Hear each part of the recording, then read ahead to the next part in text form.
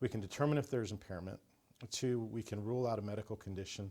And 3, if there is impairment, we can determine what drug category the individual is impaired under. In recent history, we've had a great problem with prescription painkillers, Oxycontin, Percocet, Oxycodone, Vicodin, and things like that people were taking and they were driving. And of course now with the influx of heroin into the area, we can also see a little bit of that as well.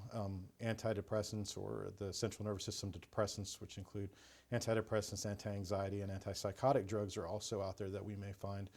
And why those are so important is they're prescribed to people, and people may not understand that though they're prescribed, you still can't operate a motor vehicle on them, and you may be under the influence and impaired driving them down the road.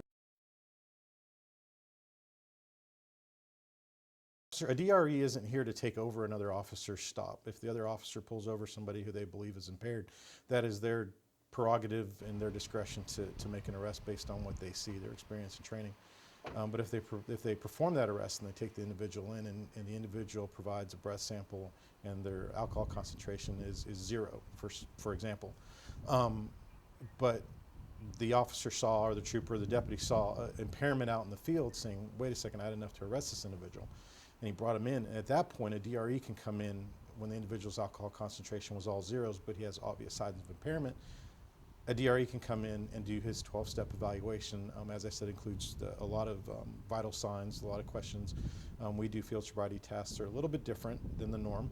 And then we can evaluate that individual. At the end, we can come up with a conclusion based on our training and experience that says this individual is operating a motor vehicle under the influence of this drug category. And then we can go on from there, and it would show that the individual was psychoactive at that time and that it wasn't something he took days earlier. As far as drunk driving or impaired driving enforcement has been something I've been motivated on for a very long time. I've seen what it does to families. I've also investigated traffic homicides involving alcohol, where I've seen what those crashes and that devastation does to a family. So it motivates me to continue this on. I've been doing this for a very long time, and I've been wanting to attend this course and receive this designation for a long time, and the Sheriff's Office gave me that opportunity to do so. The drug recognition expert, or a DRE, will carry a kit somewhat like this, which includes things like the Drug Identification Bible, so we can look up things or drugs that we can find or things like that. It also includes the matrix, which tells us the drug categories and reminds us what the symptoms are and the things that we'll be looking for, as well as that.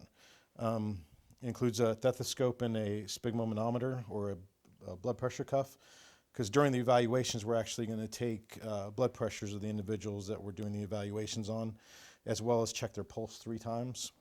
We also have a pupillometer. I have 2 of them that they issue to us when you go through the course, and it tells us the size of their pupils, or gives us something to compare to when we're checking their pupils in room light, in reduced light, and in dark light, or in complete darkness. So it gives us a range to go by on these things in millimeters. And then we carry a lighted magnifying glass, and what we're using that for during the evaluations, we're looking at their arms, their hands or fingers, things like that, where anybody would inject, or intravenous drug user would inject. So we're looking for track marks or pinholes and things like that, and we use that for that as well. And then, of course, we also check their temperature. And we have thermometers that we can reuse, which have a cover over them, so we keep everybody nice and sterile. But we use that to check their temperature as well, because there's a range that we're looking for. The one thing I'd like the public to know, and the most important thing, is if you're prescribed a narcotic or a drug of some sort, understand and look at what the side effects of that narcotic are, and understand that even if it's prescribed, it could actually cause impairment. So do not operate motor vehicles and things like that until you're aware of what that drug actually does to you.